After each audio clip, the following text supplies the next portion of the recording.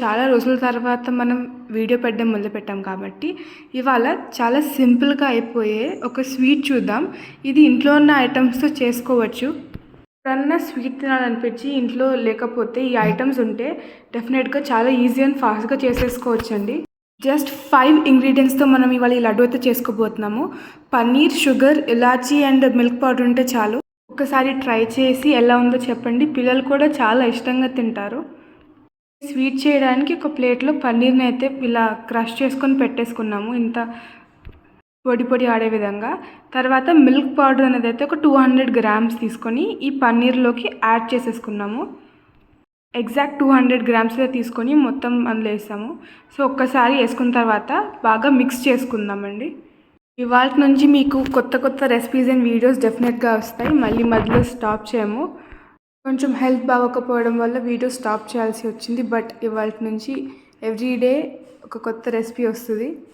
Mix చేసుకున్న తర్వాత కొంచెం కొంచెం గీ పోసుకుంటూ మొత్తం మనం లడ్డూస్ చేసుకుంటాం కదా, అలా కలిపేసుకుంటూ ఉండాలి. ఇది మరీ ఎక్కువ నెయ్యి పోసి లూజ్గా చేయొద్దు, అలానే గట్టిగా చేయొద్దు, మోడరేట్గా కలుపుకుంటూ ఉండాలి.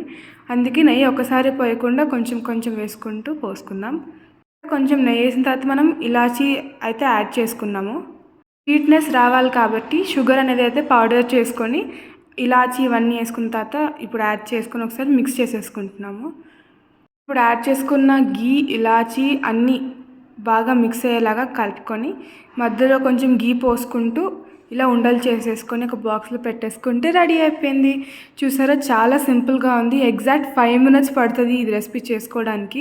అంతకంటే ఎక్కువ కూడా పట్టదు. మనం చేసినంత సేపు పట్టదు, బాక్స్ ఖాళీ అవ్వడానికి అన్నట్టు ఉంటుంది అనమాట.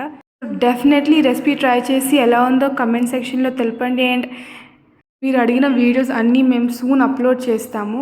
Please continue your support. ఇలానే షేర్ చేసి సపోర్ట్ చేస్తూ ఉండండి. వీడియోస్ డెఫినెట్గా వస్తాయి.